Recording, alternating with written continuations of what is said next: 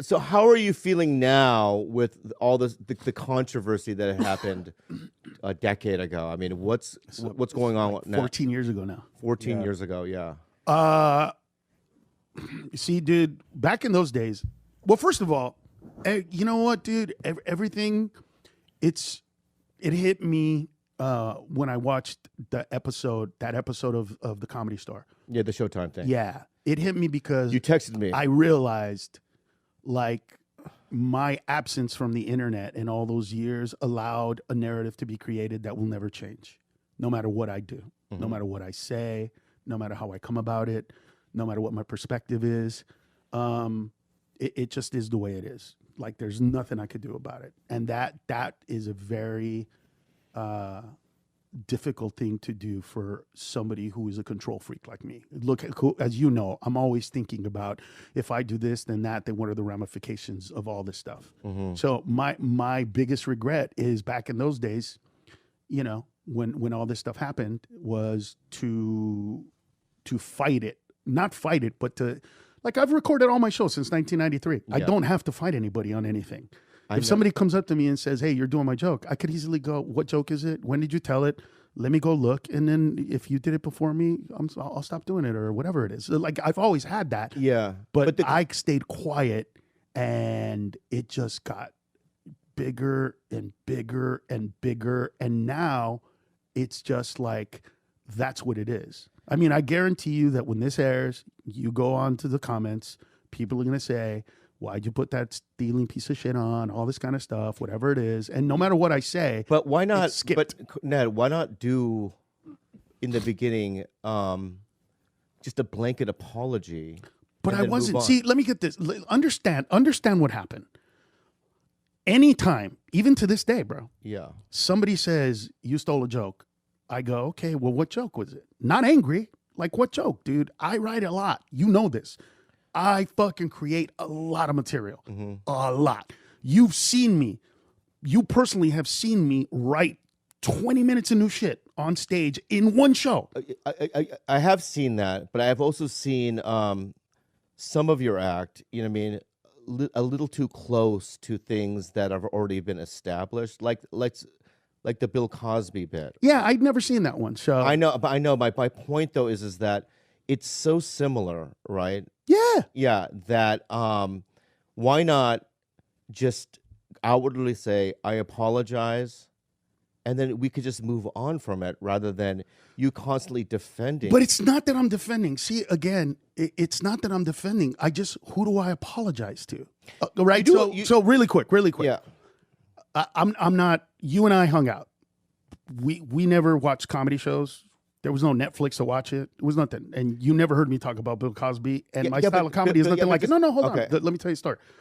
So when we recorded that special, on the second recording, I did that bit. At the end of the show, Jeff Schimmel, Robert Schimmel's brother, came up to me and said, "Yo, that bit sounds very similar to a bit that whatchamacallit does." And I said, "Fuck, I'm tired of this shit. But you guys deal with it the way you need to deal with it."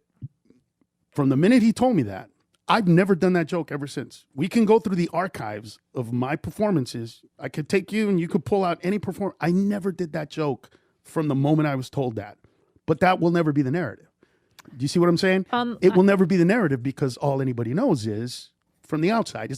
Those narratives are things that I've tried to address. You know what I mean? I've tried to, like, I go up to people and say, "Hey man, I heard you said this." "Oh, I've never said that." "I heard you talk about it." "Oh, I've never talked about that." Yeah. And so I want to say, you know, "Hey, Maz Jobrani, I heard you did the fucking joke like this. I did a joke like that. Is that the same joke?" "Yeah." "Oh man, I'm sorry. I'll stop doing it. My apologies. Maybe I saw you do it. I don't know. I don't remember that, but because I'm always thinking, I usually know where my shit comes from, but if that's the case, I'm sorry."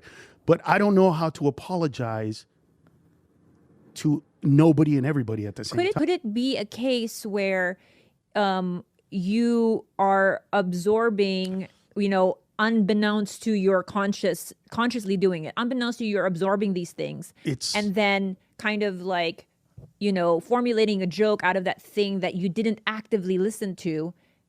Could it be a case of that? At that time, though, it's hard to believe that would have been the case at that time, because It was, first of all, at that time, during Minor Mencia, I wasn't at the comedy clubs like they say. I was going from one club to the other club to the other club to the other club. So I wasn't hanging out. What would incentivize then, like I a wouldn't young? hang out. But I was always trying to address it, is my point. What would And- incentivize like a young comic, say for instance, to say? Oh, I was "Man, hated. Listen, I was hated from the beginning because one of them was Mitzi changed my name, right? So she was the one that told me to change my name. And Bobby will tell you, once Mitzi does something like that, you're going to get all the spots. You just do. And I don't know if I deserve the spots. Probably not, because I'd been doing comedy literally for like 3 months when I got in there. But I got spots every single day for about 3 to 4 years, maybe. Ned, Right, Ned, something like Ned, that? Ned. You would do the reason there's I think okay, I think there's a combination of things going on. Right. Okay, the two things that are going on is that a lot of your material. I'm not saying all of it, right? And I don't even say most of it. You know what I mean? I think I don't know percentage wise. Sure. But a lot of your material was a little too similar to the ilk of Paul Mooney or Bill Hicks or the Sure. Cosby thing I was wasn't- I wasn't right. So my inspired by point, those and I know my point Hell though being yes. is that to me, where there's smoke, there's fire. I don't know what the percentage of it is. Secondly, right, I was there, and I'm not saying what's wrong or right, but you, Dice, Eddie Griffin would do a long time on stage, and you would bump Yes. a lot of these younger comics, Yes. and a lot of these young comics that you bumped are the big comics of today. You know what I Concur. mean? Yeah, guys like Sebastian, all these guys, Concur. right? And so, with the combination of two things, right? I think that is why you're in the situation that you're in right now. So why attack So me what I'm- about so my what name? I'm But why saying- attack me about my name then? But that's you know what I mean. But no, but that's those are a- all attacks. I You know what I'm understand- I saying? understand Like what you're why? saying. Why that? I personally have never heard. See, here's what I need. But I just want to let me just finish my point Yeah. though. My point is that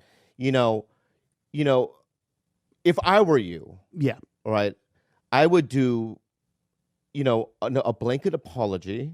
You know what I mean? I just don't know and to who move to on. apologize It's to. when Amy Schumer, right, apologized for stealing jokes, right? They Right. do a blanket apology. I'm so sorry that if I you know what I mean, I hurt comics, not anyone specifically. I stole some jokes, and let's move on. That's what was my next question, Ned. Was that But she Let's did move that. on. But she did that on purpose. Whatever I did, whatever you're talking about, because it's like, what did somebody say? Oh, in that video, in the TV show, they didn't say I was stealing jokes. They said I was repackaging premises. So now it's like I'm doing a similar premise, but I'm doing it differently. And so, to me, it's like, Yeah, but what dude, just give it like Ned, like Mooney. I went up to Mooney more than once and said specifically, "Hey, somebody said that you did a joke about this, and I do this joke." Oh no, brother, it's different jokes. You fine. Problem is what he said. It was muddled, right? It wasn't just the material thing. It's you're a fake Mexican. Your name is Ned, right? You run the light. We don't like you because you bumped me. You're doing shit. So it didn't feel like, none of those attacks felt like a genuine, authentic thing. I see what you're saying. It feels like It you felt like they were coming motherfuckers for don't you. like me. Like, why all this shit? Like, if it's material stuff, then let's talk about that. So Let's if you talk about think the material. Plus, it's really difficult because I tried to address this. That video was born from me going on stage and saying to comedians, "What are you talking about? What is it that you're talking? Tell me what you're talking about. What am I doing?" And what did they bring up? A wall joke that was told literally by 10 other comedians. 10 of us wrote that joke. I'm giving you an outsider's perspective. Let's say I'm an open micer. You come to me and said, "Tell me exactly what it is." Like, do you think that there's a power dynamic there where it is hard to tell somebody who as big of an icon as you to say, "Hey man, this were the exact things that you did." And would you listen? Would you have stopped and would you have listened to that at that time? I went on stage to confront Joe calling me Carlos Mencia because I wanted to know what it was all about. Here's what I mean by it gets muddled, and it's difficult. And all I want is for those guys to say, look, you did this, but because trust me, comedians that have shit stolen from them, we remember what jokes those are. I can tell you all the jokes that comedians have told after me that I told them first, right? I remember those. Case in point, right? I'll give you an example. I had no problem with Ari Shaffir, right? No problem.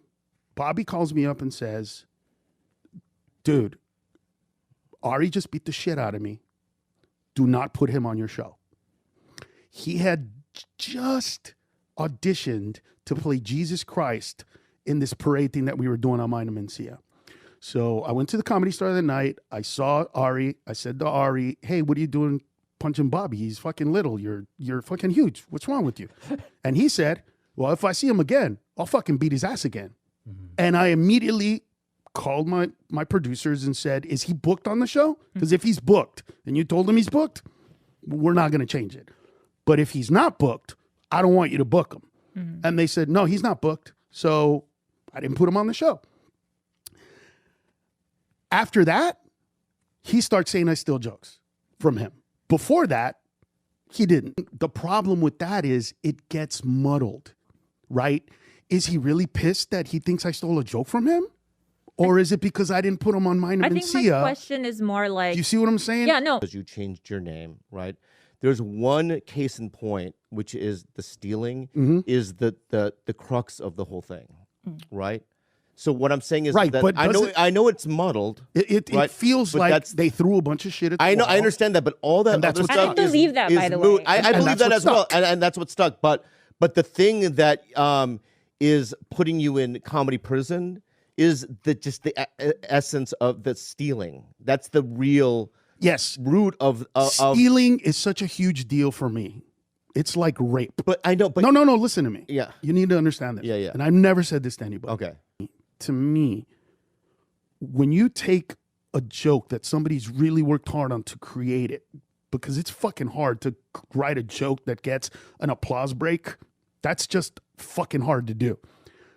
That's like raping somebody. And whenever I was accused of rape, I went up to that woman and said, hey, man, somebody said I raped you last night. Is that what happened? And she said, no, you didn't rape me. And what you're asking me to do is apologize to all the women I've raped. I want to, but can I meet these? Can I say I'm sorry to them in person? I think that there's a way to do that. Look, what I'm saying though is that we live in an age now where going to individual people isn't going to fix the problem. The problem is... I don't care about that. That's not what I care about. What do you care about? I want to meet these fucking people so that I can look them in the eye and say... Dude, I'm sorry, or fuck, I remember that joke. Let me think about where I created that joke. Holy fuck, I don't remember. Well, have where you done that? Joke. Yes. And every single person I call says no. Every single person I call says, no, you never took shit from me. I just know you took shit. Or I just know you said shit. You know what I'm saying? Could there be two truths? Could you also have made those mistakes, and could you apologize for those mistakes? Of course, I'm ready to apologize to the people to the people that I did this to. Yeah. Right? To the people that I did this to. But like I said, you're accusing me of rape. Don't tell me I raped a bunch of chicks and don't have any chicks to tell me that I'm raping them. You know what I'm saying? You gotta give me that. I have no problem apologizing to people for whatever. If you're a comic out there, please, Carlos Mencia at carlosmencia.com. Email me so that I can apologize to but fuck, you know what? Yeah. It feels like I was this fucking comedy goblin going around from fucking, well, no, that's not club because other clubs don't talk shit to me, just the Comedy Store. Like I was going to the Comedy Store and in the back fucking, oh, that shit's funny. Let me take that shit and flip it and turn it around. And it wasn't like that. I mean, that's not the way it ever was. And so all I ever wanted was for you to show me that it's not just hate. Basically, I get that you hate me, but do you really hate me because I steal shit? Oh, I did steal your shit? What was the joke? Oh, fuck, I'm sorry, man. I thought it's because my name is Ned, or I was pretending to be Mexican, or all these other fucking attacks. So all I've ever wanted was a clarity in it. And to this day, for like you're saying that I did that a lot. But there's only like 2 examples of me on the internet really doing that. And one of them is the wall joke, and the other one is the Cosby joke. So for the fact that supposedly I was doing this all the time, there should be a fuckload more people in jokes. Yeah. But I'm not okay. I'm not saying. But I get it. Listen, I'm not saying. Listen, this is my last hurrah, bro. I never saw it the way I saw it when I saw that. Fans of yours who, if we, let's say, heard you say, you know what, dude, 14 years ago, I fucked up royally. I haven't done that since, and I want to move on from it. And I would be like, oh my God, I wish I could Carlos, say that. I want to see you every day for the rest of my life. And I wish I could say that. But, I think that you can. But that's not real, because I wasn't doing that on a conscious level. In your heart, you don't feel that way. No. I know I wasn't consciously doing that. Yeah. I've asked these guys who I have hurt Yeah. to tell me so that I can, look, when you're following the 12-step program, which you know well, when it comes time to apologizing, you have to apologize to the people that you hurt. Correct. You can't just give a blanket statement and say, I was a drunk and I was an addict, and while I did that, I hurt some people. No, you have to call those fucking people. You have to talk to those people. You have to look at those people in the eye and say, I agree. I'm sorry that I did that to you. I'm sorry. That's what I've always wanted, to be able to have that catharsis for myself on behalf of me. Yeah. To say to those guys like, dude, I never knew that I did that. I'm so fucking sorry. How can I make it up to you? What are you doing right now in your career? Do you want to open for me? Do you want to do some tour dates? What can I do to help? You know what I mean? I don't have a TV show, but you know what I mean? I'm still fucking doing the road. I still do good numbers. I love we're still that. doing like I would, but I love I that. never get that. And I wish that I did.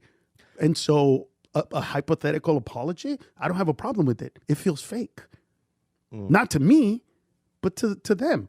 That's always felt fake until now, because now I realize that to a lot of people, I am that, and that's all I am. And no matter what I say, no matter what I do, that's what it is. Well, fuck those people. But it's difficult because I don't have a problem with you suck, you ain't shit, da da da da da da da da da. It doesn't matter.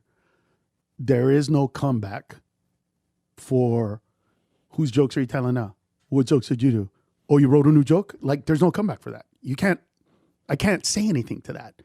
All I can do is read it and try to let it not break my heart, crack my soul, But in my mind, and maybe I'm not seeing the whole picture, but in my mind, I see a path of redemption for you. And I believe in it so strongly. And I think that where it starts is, like you said, individually apologizing, but doing both. Doing the blanket statement anyways, whether you think it's genuine or not, how it lands on people is we can't control that. But doing both, doing the blanket and then doing this.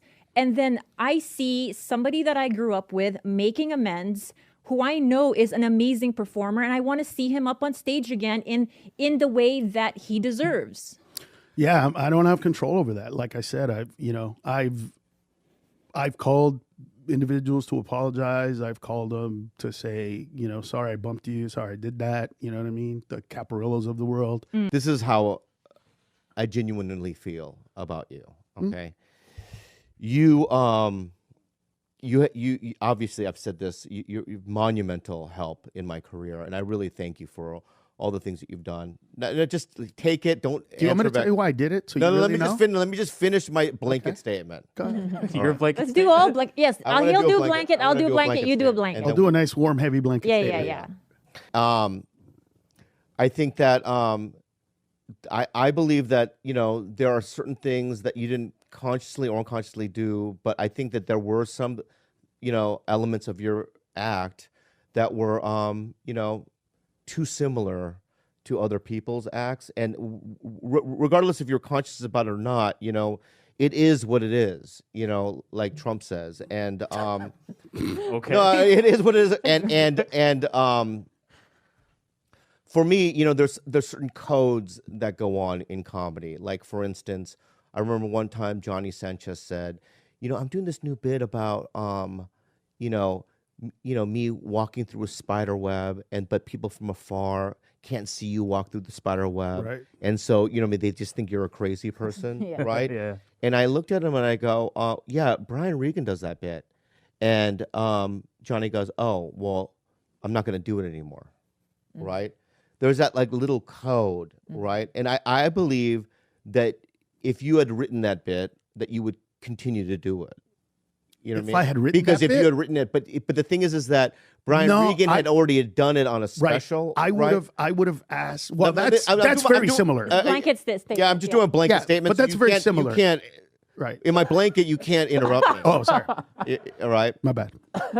I think that there are certain things in your act that, like the Bill Cosby joke. That joke was Bill Cosby's. Bill Cosby himself, which is Bill Cosby's special, is like the White Album. It's like one of the most famous specials out there. You did a bit that was a little too similar to that bit, Right. and it's for me unarguable. It's unarguable to me. But that being said, there are things that are said about you on the internet that aren't true. Like, for instance, there is this a narrative that you're like this bad, evil kind of a guy who is selfish, and for me, I don't see that. I see a guy who's really just. I've seen you help me, Dalia, Coy, Christella, Trevino, Freddie Soto. I mean, the list goes on, right? And we all came from your school of comedy. I've learned so much by touring with you. Josh what? Blue, Leslie. Yeah. I put Leslie on Mind and Mencia before anybody knew who she was. Yeah, I remember that. And so you put my ex-girlfriend Sarah on, remember, without even auditioning. That's right. Yeah, thank you. Well, Sarah is also really talented. She's very talented. Yeah, but my point though is that, by having you on, I was really nervous about it. And I just feel like we're just at a point where it might be a situation where it might be unfixable, which is a sad thing. You know what I mean? I think that it takes more than one conversation, and I think it's going to take multiple Maybe. conversations. Is it my blanket turn? Yeah, yet? go ahead. But I did what you say should be done. I was told that I did a joke that was similar, and I never did it again.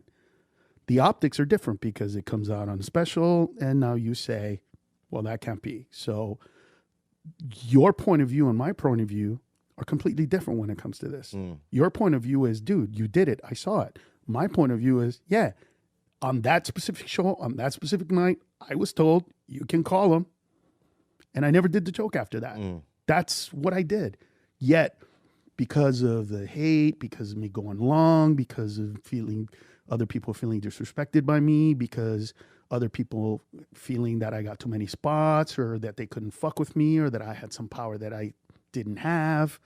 Like somebody said to me the other day that I kicked Joe out of the Comedy Store because I had the power. I'm like, first of all, Mitzi was alive.